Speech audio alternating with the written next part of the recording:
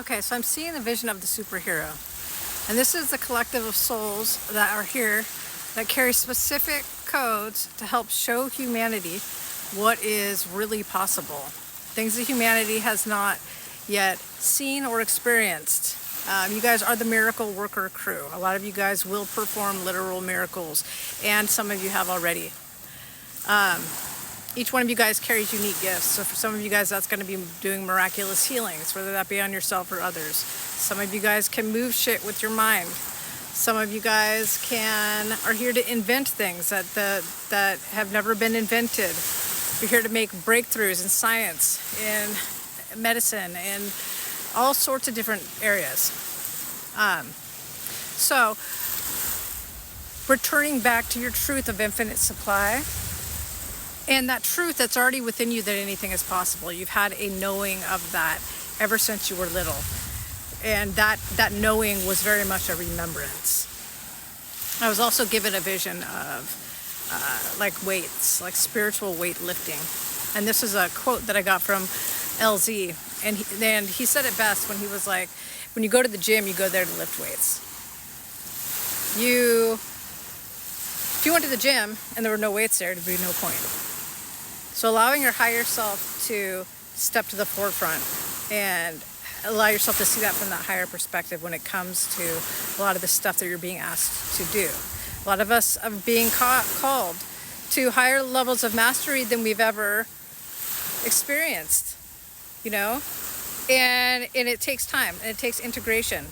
You might get it to where you're like, okay, dude, I'm doing good. I've let go of a lot of my vices. I'm cruising. And then you take a couple steps back, and then then you get back on it. It's going to take integration.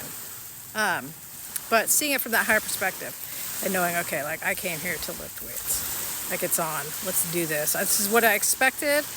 I'm ready. I'm connected to my truth. There's infinite supply, infinite possibility. And let's do this. Here, let me turn this around so I can sort of kick back and see what else is coming through here. Okay, so another thing is they keep showing me is like practicing presence, coming back and arriving.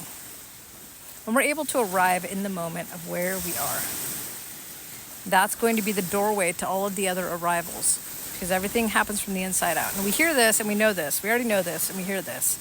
But we come on here and we see all these readings of people saying, you're right on the verge. Your big breakthrough's coming through. You're right on the verge. Right? And for a lot of people, they are. A lot of people have been doing the work, but they've been also mastering that arrival.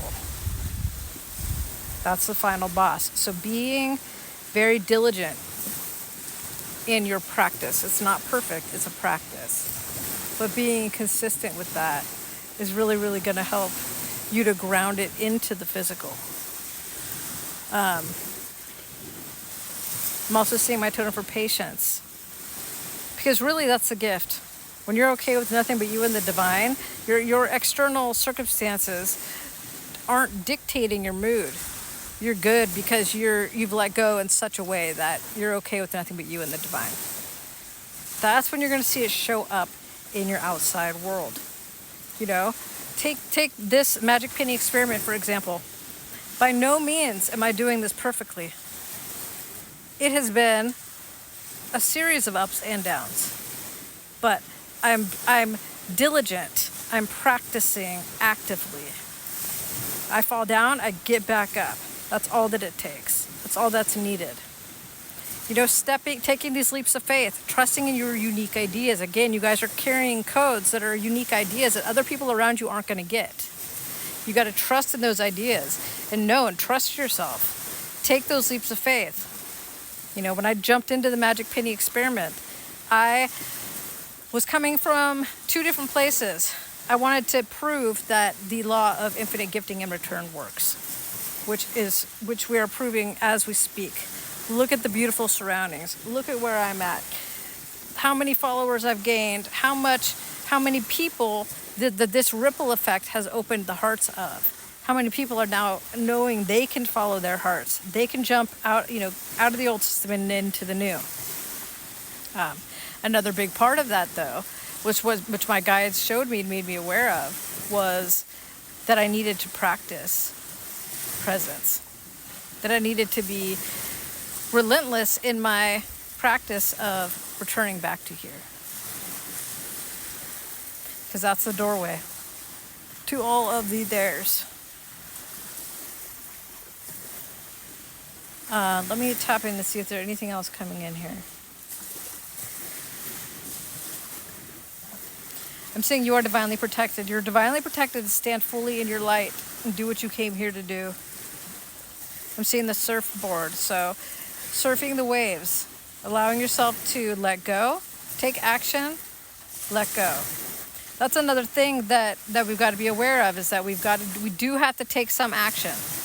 We can't just sit in our house and dream and then things are just going to hit us on the head. We've got to take some physical action. Does that mean we need to work hard like this world taught us to work hard? No. It means, but we do need to take action. We do need to continue to transmute a lot of the blocks that we came here to transmute in healing our divine masculine aspect of self, which is the doer. You know, and for some of you guys, you're needing to heal the divine feminine within you, which is, you know, the tapping into your gift of like receiving, that softer side, trusting. And it's not all do. I'm going to sit back and I'm going to attract, but it's a balance between the two. So, and so on and so forth. This is not stuff you guys don't already know. I'm seeing a release fear. I'm seeing the shark releasing fear. Yeah. It's an illusion. And we can use it as a stepping stone and a springboard to propel us. Just like I was talking about in a previous video. That fear is there for you to jump into that water and face it head on. Make your peace with that. Can you make your peace in your worst fear? Can you make your peace in the middle of feeling uncomfortable? Can you make your peace in the middle of feeling like a failure? Feeling like whatever it is. That's when you're going to be set completely free of it, because it has no more, it can't hurt you anymore. You've completely walked through it, not around it, not away from it. You're using the alchemy of non-resistance to transmute it. So those fears and those triggers are, in a way, they are those weights there to help make you buff. And you can use them as tools.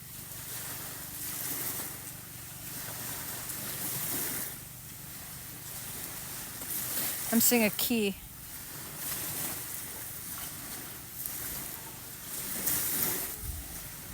And I'm seeing the basketball hoop. And that's my totem for connecting to your why of why you came here. That passion. Let that passion drive you forward. A lot of you guys have had awakenings, near-death experiences, times where that passion in your soul was activated, where you were like, okay, all I really care about is what I came here to do. Like, that is what I care about.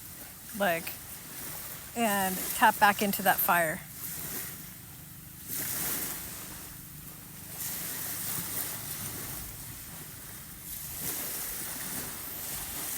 And the importance of fun, too. It's not just all work. When we really, those moments that we glimpse, when we're that free,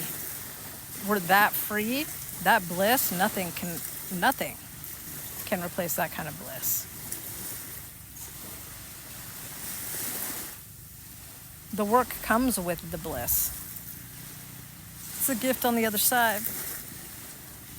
But having fun, being lighthearted, doing what you love, doing what lights you up, walking on the way will appear, all of that good stuff. And keep going. A lot of you guys are truly on the verge. We don't want to buy into you're almost here, we're waiting, because we're not waiting, we're here. But they want you to know that, yes, in that vote of encouragement, a lot of you guys are very, very close to breakthroughs here. Because you're doing the work, because you are arriving, because you're practicing. Not in perfection, but in consistency.